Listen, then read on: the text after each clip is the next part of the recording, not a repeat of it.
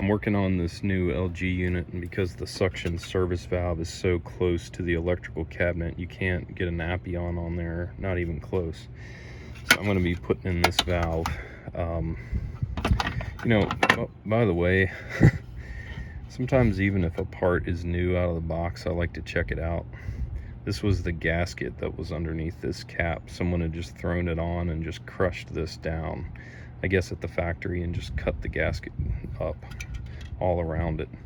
So I stole the gasket out of this one and put it in here. Now I'm going to show something here. I've got a bead on this. That's what this is called, a tubing bead, and that's going to allow me to drill a hole. I've got my unibit taped off so I don't go too far, and I've got nitrogen pressure in the system so it can just blow the chips out. I can drill that hole to 5/8, and then this valve will go in and just stop at that bead. So that'll give me a really strong braze joint, but it'll also stop the valve, and I can use, because of that, I can use wire down here to hold this in place as I'm brazing, and I'll show that later. But this is what a tubing beater looks like. You can see how it forms that bead. Pretty cool. Like that. Now I have this valve set up to be a 1/2-inch flare, so I can use my 1/2-inch hose to pull vacuum. These VRF units are hard to pull vacuum on because, you know, inside the building there's just a spider web of pipes. But I wanted to show this real fast. I'm gonna put on an adapter for anybody else that wants 3/8 if they don't have a 1/2-inch, and then of course they can use that 1/4, which I would not recommend, but it's there.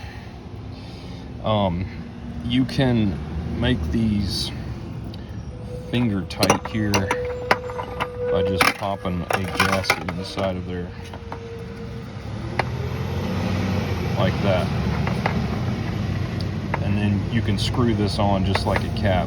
I'm gonna have to work with it a little bit to get it in there, but you can see like that right there. All right, I went ahead and drilled my hole while there was still nitrogen pressure, and you really have to be ready. You know, it lets loose fast, but it does blow the chips out. And then I'm using wire here. You want to keep the wire away from your braze because your torch will melt this if you're not careful. But I have a loop down in there, and that just holds and then wrapped up and around here, and you can get that nice and tight. See how stable that is? So that'll hold it in place really nicely, and then my braze will make a nice fillet around that bead that we created. So let me get some wet rags on this and probably the insulation, and I'll get it brazed and we'll take a look at it. All right, she's all done.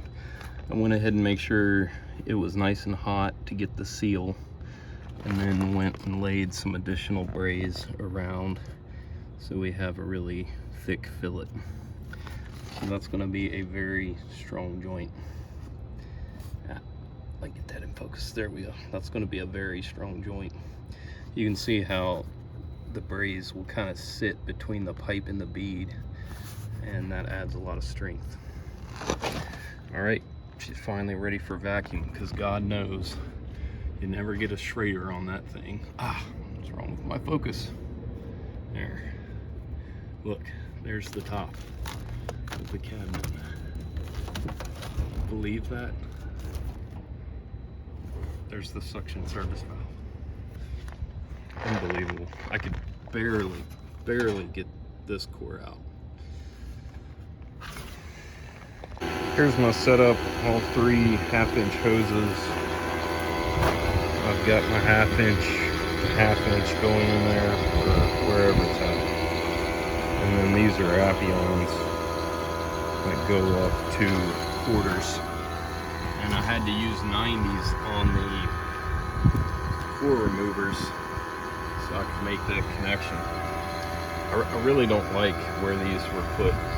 By the way, when you're hooking up these big hoses, especially when you're going to let it run overnight, which is a little risky if you lose power or something, but I'm going to have to on this. You want to zip tie your hoses so that the vibrations don't work their way through and loosen up the connections. Another little tip is when you're working with these really stiff hoses, you want to leave all of them loose until you get everything hooked up, and that way these can swivel freely in here and adjust to the right position. Then you go back and tighten everything. Got the micron gauge on there, so I'll read it before I take off and then check it again in the morning. That is one thing I like about the Yellow Jacket, is that you can leave the sensor and just take all the electronics inside. All right, well, that's that.